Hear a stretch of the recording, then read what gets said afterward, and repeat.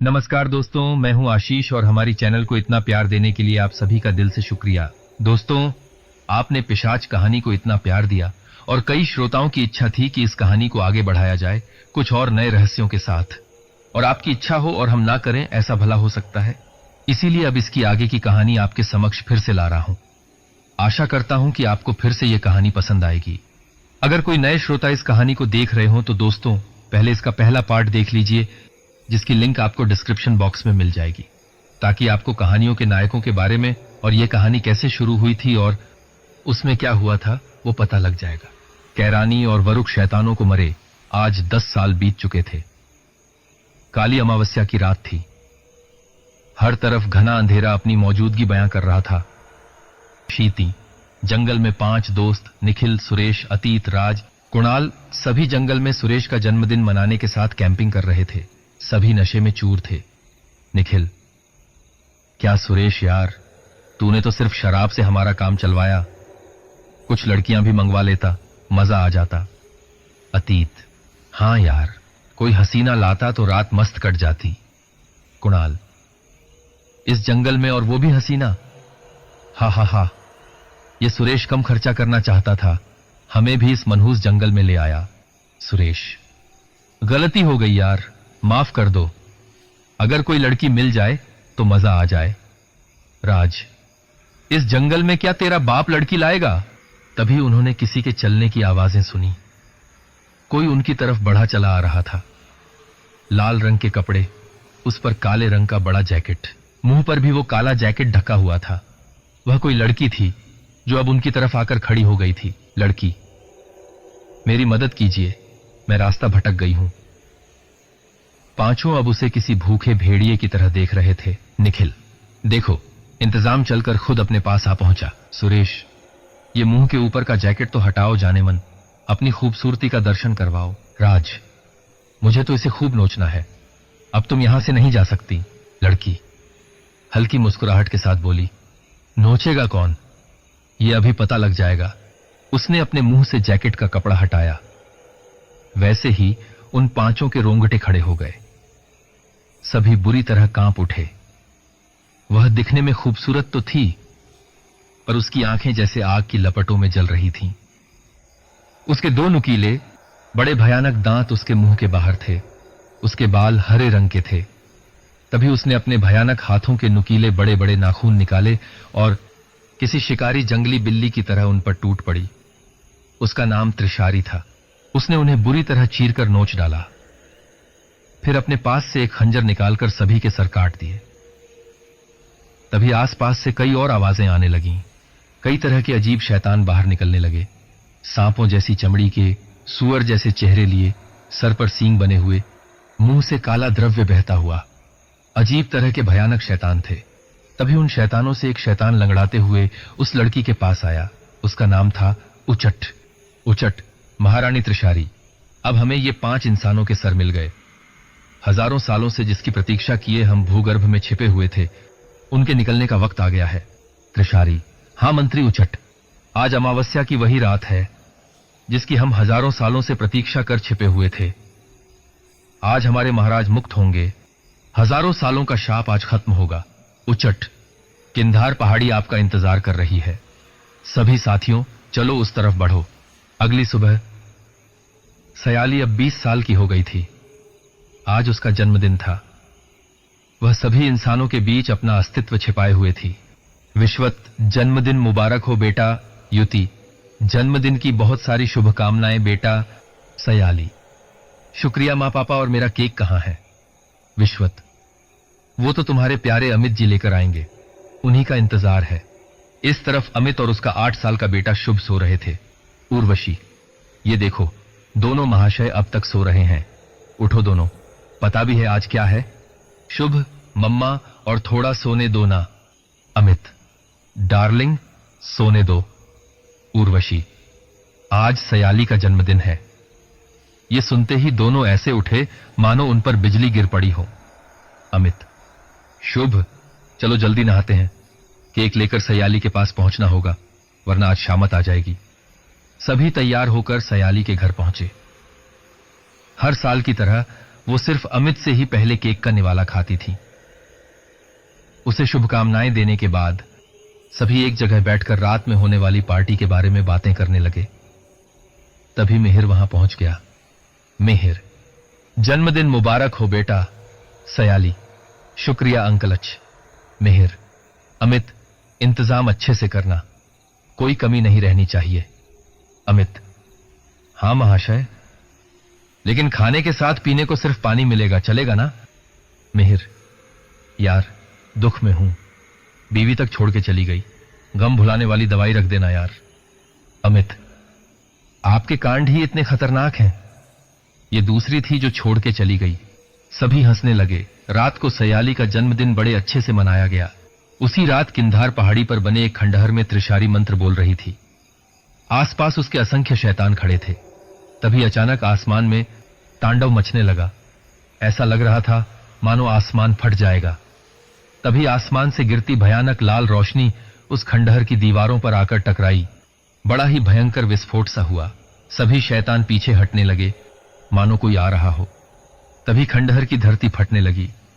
आसमान में भयानक रोशनियां चमकने लगीं, तेज हवाएं चलने लगीं, खून की बारिश हो रही थी। तभी उस खंडहर की फटी हुई धरती से कोई बाहर आ रहा था। पूरे जिस्म पर सोने से बना भारी पोशाक, मुकुट जिस पर भयानक काले सिंह बने हुए थे। वह काफी बड़ा और भयानक था। उसका एक पैर गिरते ही धरती कांप उठती थी। बड़ी भयानक मूंछें, लाल रंग का पूरा शरीर, हाथ जैसे बड़े हथौड़े हों, चमकती आंखें। वो शैतानी शक्तियों का राजा इंद्रोम आ चुका था। कौन है इंद्रोम और त्रिशारी? क्या चाहते हैं वे? अब कौन सी नई मुसीबत दस्तक देने वाली है? क्या अमित और बाकी उनका सामना कर पाएंगे? क्या और कई राज खुलने वाले हैं? शैतानियत का बादशाह इंद्रोम फिर से इस धरती पर आ चुका था। त्रिशारी, मेरे पति, मेरे राजा, आपका इस दुनिया में फिर से स्वागत है। इस बार हम अपने इरादे पूरे करके रहेंगे। इंद्रोम, हजारों साल पहले उस इंसानों के रक्षक ने मुझे हजारों साल की बंदी का शाप लगवा दिया था, पर इस बार मुझे कोई नहीं रोक सकता। उसकी इस दहाड़ से धरती हिलने लगी।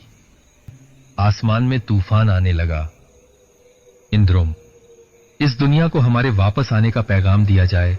अमित के फोन की घंटी बज रही थी। उसने देखा मिहिर का कॉल आ रहा था। उसने फोन उठाया। मिहिर, अमित, तू शहर के बाहर बसे ओक गांव आ जा, कुछ दिखाना है। अमित ने तुरंत अपनी कार निकाली और ओक गांव की ओर निकल पड़ा। वह वहां पहुंच गया था। उसने देखा वहां भारी मात्रा में पुलिस वाले थे। उसने मिहिर को देखा और गाड़ी से नीचे उतरकर उसकी तरफ बढ़ा, पर गांव का नजारा देखते ही वह बुरी तरह सहम गया। हर तरफ लाशें पड़ी थीं। बच्चे, बूढ़े, सभी गांव के लोगों को मार दिया गया था। मिहिर, हम पता लगा रहे हैं कि क्या हुआ है। मुझे लगता है ये इंसानों का काम नहीं है। अमित, कितनी बेरहमी से मारा है इन मासूम लोगों को। पर अगर इंसानों पर हमला हुआ तो मुझे पता क्यों नहीं चला? मिहिर, अमित, कोई बड़ी शैतानी शक्ति आ चुकी है। अमित ने कुछ देखा और आगे बढ़ा। उसने देखा लाशों के शरीर पर काला द्रव्य गिरा हुआ था। अमित, सही कहा मिहिर, ये इंसानों का काम नहीं है। वह आगे बढ़ा। जहां जहां काला द्रव्य पड़ा था उसके पीछे जा रहा था। वह द्रव्य जंगल के अंदर तक जा रहा था। अमित, मिहिर, मैं इस द्रव्य का पता लगाता हूं। तुम किसी भी तरह शहर में सुरक्षा बढ़वा दो, बड़े हथियारों के साथ। मिहिर, संभल कर जाना और कुछ भी हो मुझे कॉल कर देना। मैं अब गांव की लाशों को पोस्टमार्टम के लिए भेजता हूं। अमित उन निशानों का पीछा करने लगा। उस द्रव्य का पीछा करते हुए पूरा दिन निकल चुका था, पर अब तक कुछ पता नहीं चला था। अब रात हो गई थी। वह आगे बढ़ रहा था। तभी उसे कई सारे इंसानों के चीखने की आवाजें आने लगीं। वह पास के विशाल रेकौती नदी के पास बसे युर्तत गांव से आ रही थीं। उन भयानक शैतानों ने गांव पर हमला कर दिया था। तभी आसमान से गिरती बिजलियां उन शैतानों को काटने लगीं। पूरे शरीर से निकलती बिजलियों के अंगारे लिए अमित उन्हें बचाने आ गया था। देखते ही देखते उसने सारे शैतानों को भस्म कर दिया। अब फिर आसमान में तांडव मचने लगा। खून की बारिश होने लगी। अमित ने देखा सामने से कोई आ रहा था। वह बड़ा ही भयंकर था। वह इंद्रोम था और उसके साथ त्रिशारी भी। अमित, कौन हो तुम और क्या चाहते हो? क्यों मासूम लोगों को मार रहे हो? इंद्रोम क्योंकि तुम मेरे सामने आ सको, इंसानों के रक्षक। हजारों साल पहले तुम्हारे पूर्वज शक्तिस्वय ने मुझे हराकर हजारों सालों के शाप के तले बंदी बना दिया था। पर अब मैं आ चुका हूं। तुम्हारी मौत से अब मैं इस विश्व पर अपना राज करूंगा। तभी अमित का गुस्सा उसकी बिजलियों की तलवारें बनाकर इंद्रोम पर टूट पड़ा। पर यह क्या? इंद्रोम ने उन बिजलियों को ऐसे पकड़ा जैसे कोई गेंद पकड़ता हो। अमित की शक्ति इंद्रोम का कुछ नहीं कर सकी। तभी इंद्रोम ने आसमान में तांडव मचाना शुरू किया। एक लाल रोशनी की बिजली तेजी से आती हुई अमित पर गिर पड़ी। उसके भयानक झटके से अमित बुरी तरह घायल होकर उस रेकौती नदी में गिर पड़ा। उसका शरीर उस नदी में बह गया। इंद्रोम, अब इंसानों का रक्षक खत्म हो चुका है। अब हमें आने वाली अमावस्या के दिन कंपोर का दरवाजा खोलना होगा, ताकि मेरी ओर भी शक्तिशाली सेना बाहर आ सके। तब यह विश्व मेरा होगा और शैतानियत का राज होगा। त्रिशारी, लेकिन उस दरवाजे को खोलने वाला अस्त्र तो शक्तिस्वय ने नष्ट कर दिया था। इंद्रोम, हम उसे खोल सकते हैं। मैंने अपनी शक्ति से पता लगाया है कि उस पिशाच की लड़की और इंसानों के रक्षक का बेटा, इन दोनों का खून मिलाकर हम उस शक्ति से वह दरवाजा खोल सकेंगे। चलो उन्हें ले आते हैं। उनके खून से मैं अमावस्या के दिन वह दरवाजा खोलूंगा। उर्वशी और शुभ सयाली के घर आए हुए थे। उर्वशी, भाई अमित का पता नहीं चल रहा है। अब तक वह कहां है? मिहिर से पूछा मैंने, पर वह मुझे कुछ बता नहीं रहा। मुझे लग रहा है कि कुछ अनहोनी हुई है। विश्वत, मुझे पता चला है कि पास के एक गांव में सारे लोगों को मार दिया गया है। शायद वह उसी का पता लगाने गया हो। तभी विश्वत खिड़की के पास आया। उसकी नजर बाहर पड़ी और वह कांप उठा। बाहर आसपास रहने वाले इंसानों की लाशें बिखरी हुई थीं। वह घबराकर पीछे मुड़ा और उसने देखा कि अजीब शैतानों ने सभी के गले पर हथियार रख दिए थे। तभी वहां इंद्रोम भी आ पहुंचा। मुझे बस यह लड़की और यह छोटा लड़का चाहिए, बाकी तुम सबकी जान बख्श दूंगा। मैंने इंसानों के रक्षक को भी मार दिया है। तभी उर्वशी ने गुस्से में शैतानों को मारना शुरू कर दिया। विश्वत और युति इंद्रोम पर टूट पड़े। भयानक लड़ाई छिड़ चुकी थी, लेकिन इंद्रोम बहुत शक्तिशाली था। उसने पहले युति को मार डाला और अब विश्वत की बारी थी। तभी और भी शैतान आ गए, जिन्होंने शुभ को पकड़कर खींच लिया। उर्वशी और सयाली भी लड़ते हुए बुरी तरह घायल हो चुके थे। विश्वत चिल्लाया, उर्वशी, सयाली, तुम दोनों भागो। तभी इंद्रोम ने विश्वत का सिर पकड़ा और उसे काट दिया। वह भी मारा गया। उर्वशी ने सयाली का हाथ पकड़ा और किसी तरह लड़ते हुए उसे बाहर ले भागी। इंद्रोम, शैतानों, मुझे वह लड़की चाहिए, उसे ले आओ। उर्वशी और सयाली अपनी जान बचाकर भाग रहे थे। वे रात में जंगलों में घुस गए। शैतानों से वे बच तो गए थे, लेकिन उन्हें पता था कि वे उनके पीछे आएंगे। उर्वशी और सयाली ने सब कुछ खो दिया था, लेकिन उर्वशी के दिल में बदले की भावना जाग उठी थी। सयाली, अब हमें क्या करना होगा? सब मारे गए, वह हमें भी नहीं छोड़ेंगे। अब जीने का क्या फायदा? मैं उन्हें मारकर रहूंगी। मेरे परिवार को मार दिया उस शैतान ने। अब हम बदला जरूर लेंगे। चलो मेरे साथ, हमें मदद की जरूरत है। शुभ को हम उनकी चंगुल से निकालकर रहेंगे। कौन हमारी मदद करेगा? वह कितना शक्तिशाली है। अब वही हमारी मदद कर सकेगा। कौन? तुम्हारी मां के पिता वर्ष। सुबह अमित ने धीरे धीरे अपनी आंखें खोली। वह किसी अजीब जगह पर था और उसके पास कुछ अजीब तरह के लोग खड़े हुए थे। अमित को किसने बचाया? क्या वर्ष बाहर आने वाला है? इंद्रोम इतना शक्तिशाली क्यों है? जानने के लिए बने रहिए कहानी के अंत तक। अमित अजीब लोगों से घिरा हुआ था। वे लोग दिखने में अजीब थे। उनके बड़े बड़े कान, लंबी चपट्टी नाक, घुंघराले बाल और गले में सूर्य के आकार की सोने की माला थी। उनमें से एक आदमी आगे आया। आदमी, चलिए, हमारे गुरुजी ने आपको बुलाया है। अमित उनके साथ चलने लगा। वहां काफी संख्या में वही अजीब लोग थे। थोड़ी देर चलने के बाद वे एक बड़ी कुटिया में पहुंचे। अमित ने देखा एक दिव्य साधु, जो उन्हीं लोगों जैसा दिखता था, हवा में बैठा हुआ तप में लीन था। तभी उस दिव्य साधु ने अपनी आंखें खोली। साधु, बेटा, तुम ठीक हो ना? अमित, यह कौन सी जगह है? मैं बचा कैसे? साधु, बेटा, इस संसार में ऐसी कई सभ्यताएं हैं जो दुनिया से विलुप्त हैं। उन्हें अपनी जगह ही रहना पसंद है। हम संघरी लोग हैं, हमारा स्थान यही है। आदमी, ये हमारे दैवीय गुरु हैं जो हजारों सालों से हमारी रक्षा कर रहे हैं और हमें संभाले हुए हैं। ये हमारे भगवान हैं। अमित ने उन्हें नीचे सिर झुकाकर प्रणाम किया। साधु, बेटा, तुम नदी में बहते हुए हमें दिख गए। अच्छा हुआ तुम हमारे स्थान के नजदीक थे। तुम्हारी जान जाने वाली थी, पर हमारी जड़ी बूटी ने तुम्हारी जान बचा ली। मैंने तुम्हारे मस्तिष्क पर हाथ रखकर सारी घटनाएं देख ली हैं। अमित, वो बड़ा शक्तिशाली शैतान है, उसका सामना करना मुश्किल है। साधु, हजारों सालों पहले एक और इंसानों का रक्षक यहां आया था। उसका नाम शक्तिस्वय था, वही जिसने इंद्रोम को शाप से 1000 साल तक बंदी बना लिया था। अमित, मतलब उसे रोकने का उपाय है? साधु, मैंने ही उसकी मदद की थी। हमारे पास एक दिव्य सोने का शक्तिशाली खंजर था, जिसे किसी शैतान को मारते ही वो ठीक 1000 साल तक धरती के अंदर शाप से बंदी हो जाता है। पर वो 1000 साल पूरे हो चुके हैं। शक्तिस्वय ने उसे कैद किया था। अमित, मुझे भी वो खंजर चाहिए। साधु, बेटा, वो अब नष्ट हो गया होगा। वो सिर्फ एक ही था हमारे पास। अमित, तो अब दूसरा कोई उपाय नहीं है? है बेटा, वर्तंड की गुफाओं में छिपी हुई चांदी की दैवीय तलवार, जिससे इंद्रोम को मारा जा सकता है। पर एक समस्या है, वहां आज तक जो भी गया है वापस नहीं आया।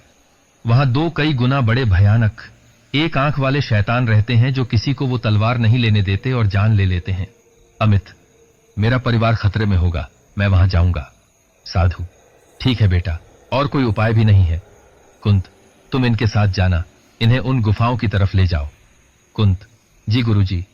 साधु, जाओ बेटा, मेरा आशीर्वाद तुम्हारे साथ है। इस तरफ सयाली और उर्वशी किसी तरह अपनी जानें उन शैतानों से बचाते हुए मंकर पहाड़ पर आ गए थे, जहां पर वर्ष को कैद कर लिया गया था। वो पहाड़ पे बनी एक बड़ी गुफा में प्रवेश कर गए। आगे जाने पर उन्हें एक कुंड नजर आया।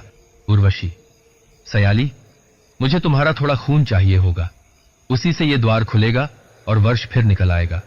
सयाली, पर अगर उसने हमें मार दिया तो? उर्वशी, अब हमें सिर्फ उसी का सहारा है। वैसे भी उन शैतानों के हाथों मरने से अच्छा है आखिरी बार कोशिश की जाए। सयाली, ठीक है। उर्वशी ने एक खंजर निकाला और सयाली के हाथों में एक छोटा चीरा मारा। उसके हाथ से खून बहकर उस कुंड में गिरने लगा। तभी अचानक पीछे से इंद्रोम के शैतानों ने उन दोनों को घेर लिया। अब भागने का कोई रास्ता नहीं था। वो पास आने लगे, तभी वो पूरी गुफा हिलने लगी। वो कुंड जोरों से घूम रहा था। तभी वो कुंड ऊपर उठा और उसका एक बड़ा दरवाजा बन गया। दरवाजा खुला और उसमें से वर्ष बाहर आया। शरीर जैसे मगरमच्छ की चमड़ी हो, लाल चमकती आंखें, बड़े लंबे भयंकर हाथ, माथे पर हरे रंग का भयानक मुकुट पहना हुआ। जैसे ही उसने शैतानों को देखा, गुस्से से अपनी आंखों की चमकीली लाल रोशनी से उन्हें भस्म कर दिया। अब वो सयाली और उर्वशी को मारने ही जा रहा था कि वे दोनों हाथ जोड़कर उसके सामने बैठ गए। उर्वशी, हमें मत मारिए, हम आपकी मदद चाहते हैं। वर्ष बोला, मुझे उस अविष्य ने धोखे से यहां कैद करवा दिया, मुझे उसका सिर काटना है।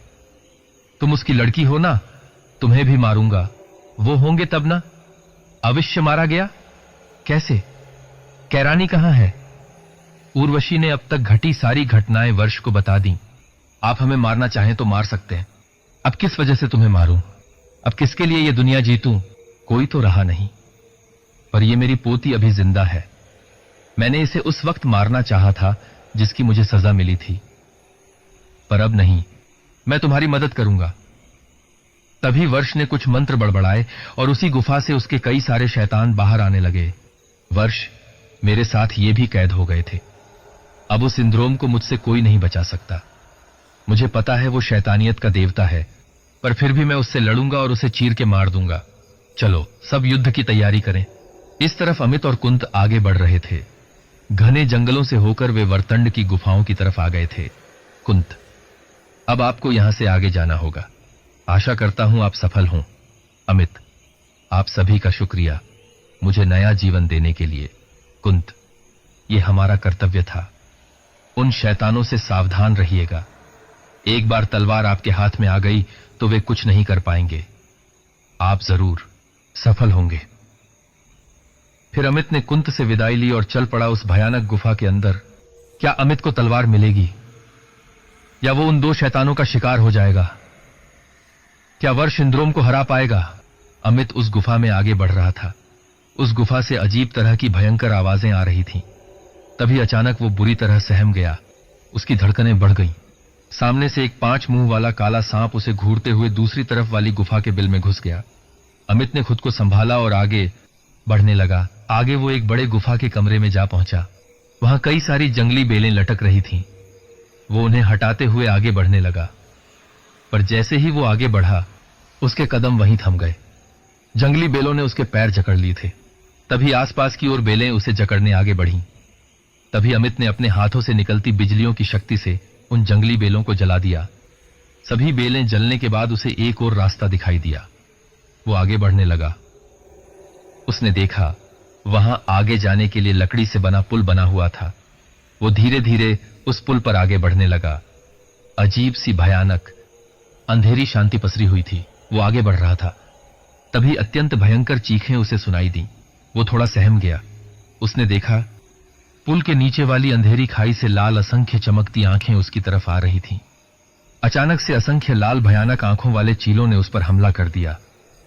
वो अजीब तरह के शैतानी चील थे। अचानक हुए हमले से अमित थोड़ा घायल हो गया, पर उसने खुद को संभाला। फिर उसने बिजलियों का तांडव शुरू किया, जो उन भयंकर चीलों को चीरता जा रहा था। मौका देखते ही अमित आगे बढ़ गया। पुल पार करने के बाद वो दूसरी अजीब गुफा में जा पहुंचा। धीरे धीरे वो आगे बढ़ने लगा। अब वो एक विशाल गुफा के कमरे में पहुंचा। आसपास ज्वालामुखी से निकलती ज्वाला नीचे धरती में समा रही थी। उसने देखा कुछ दूर एक बड़े नाग की सोने की मूर्ति के सिर पर वो तलवार गड़ी हुई थी। अमित उसे देख खुश हुआ, पर असली खतरा अभी बाकी था। अचानक गुफा की दीवारें तोड़कर काफी बड़े और खतरनाक वो 2 शैतान अधमके। उनका शरीर जैसे लोहे का बना हो, सिर्फ एक आंख जो बहुत बड़ी, सिर पर एक बड़ा काला सींग, हाथ में नुकीले बड़े बड़े नाखून, लंबाई में तो काफी बड़े। उनके लिए अमित एक चींटी जैसा लगता था। शैतान, ऐ मानव, कौन है तू? यहां तक पहुंच गया मतलब साधारण इंसान तू नहीं है। अमित, मुझे बस वो तलवार चाहिए। शैतान, देख तू यहां तक पहुंच गया, इसीलिए हम तुझे यहां से वापस जाने का एक मौका देते हैं। तू हमसे नहीं लड़ सकता, वो तलवार तुझे कभी नहीं मिलेगी। अमित, तलवार तो मैं लेकर रहूंगा। तभी अमित की आंखें बिजलियों से भर उठीं। बिजलियों के अंगारे निकलने लगे। फिर वो अंगारे उन दोनों शैतानों पर टूट पड़े। पर ये क्या, उनका कुछ भी असर उन पर नहीं हुआ। उनके लोहे जैसे शरीर को एक आंच तक नहीं आई। तभी उन शैतानों ने अमित को धर दबोचा और उसे गुफा की दीवार पर दे मारा। अब अमित को उनसे निपटने की कुछ योजना बनानी थी। काफी देर तक अमित को ऐसे ही उठा उठाकर वे मार रहे थे।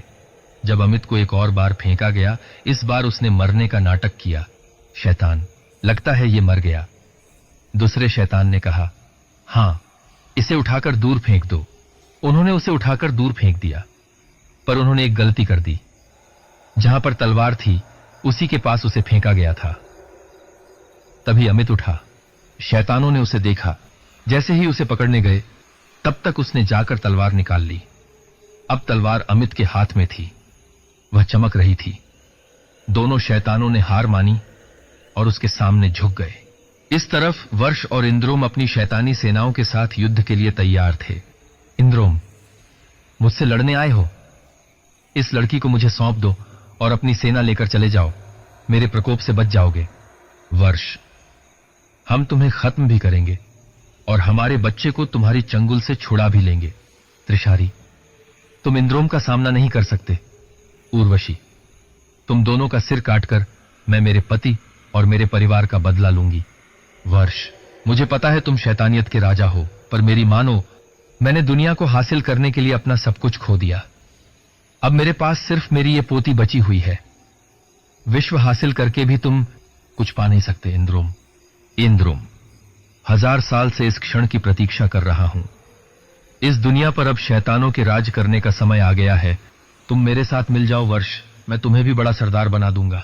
वर्ष, मुझे कोई सरदार नहीं बनना, मुझे बस अब तुम्हारी जान चाहिए। त्रिशारी, ना समझ लोग, तुम हमसे नहीं जीत सकते। इन दोनों की कल अमावस्या को बलि देकर हम पाताल में छिपी अपनी सबसे मजबूत सेना लाएंगे, जो हमें सिर्फ एक दिन में इस विश्व को हासिल कर देगी। उर्वशी, वो इच्छा तेरी कभी पूरी नहीं होगी डायन। वर्ष, आक्रमण करो शैतानों। भयानक जंग छिड़ चुकी थी। इस तरफ अमित के सामने वे दोनों शैतान सिर झुकाए खड़े थे। शैतान, हजारों सालों से हम इस क्षण की प्रतीक्षा कर रहे थे। हमें इस गुफा के निर्माता निरंतर ने कहा था कि जब यह तलवार कोई बहादुर और चालाक आदमी निकाल लेगा, उस दिन से वह आदमी तुम्हारा मालिक होगा और उसकी रक्षा करना हमारा कर्तव्य होगा। हम दोनों आज से आपकी कही हुई सारी बातें मानेंगे। अमित, मुझे अपना दोस्त समझो और मैं तुम्हारा मालिक नहीं बन सकता। मुझे अब जल्दी कहीं जाना है मेरे परिवार को बचाने के लिए। शैतान, हम भी साथ आएंगे, हमें ले चलिए। अमित, नहीं, यह मेरा आदेश है और मैं चाहता हूं तुम जाकर संघरी के दिव्य साधु को बताओ कि मुझे तलवार मिल चुकी है और मैं अपनी मम झिल की तरफ जा रहा हूं। तुम दोनों उन सभी लोगों की रक्षा में अपना जीवन बिताओ। अब मैं जाता हूं। शैतान, ठीक है मालिक, जैसा आपका आदेश। पास ही मैदान में आपको जंगली घोड़ा मिल जाएगा। आप पहाड़ों से होते हुए जल्दी पहुंच जाएंगे। उस गुफा के कमरे से आप बाहर निकल जाएं। फिर अमित तलवार ली वहां से निकल पड़ा अपनी मंजिल की ओर। भयानक जंग शुरू हो गई थी। शैतानों के बीच भयंकर लड़ाई का तांडव शुरू हो गया था। कोई किसी को नाखूनों से चीर रहा था तो कोई सीधा सिर काट रहा था। इंद्रोम, मेरे शैतान तुम सभी को कच्चा चबा जाएंगे। वर्ष, कच्चा कौन चबाएगा ये वक्त ही तय करेगा। तभी वर्ष ने कुछ मंत्र बड़बड़ाए और उसके हाथ से निकलती भयानक किरणें इंद्रोम से जा टकराईं। अचानक हुए इस बेहतरीन हमले से इंद्रोम दूर जा गिरा। इंद्रोम, शक्ति बहुत है। वर्ष, तुम में। वर्ष, तेरा सर्वनाश इन्हीं शक्तियों से करूंगा। इंद्रोम, तो ये रहा मेरा वार। इंद्रोम ने आसमान में भयंकर तूफान शुरू किया। गिरती हुई लाल बिजलियों की तलवारें वर्ष पर आकर गिरने लगीं। तभी वर्ष ने अपनी शक्तियों से एक गोलाकार कवच बना लिया जिससे वह उन बिजली की तलवारों से बच गया।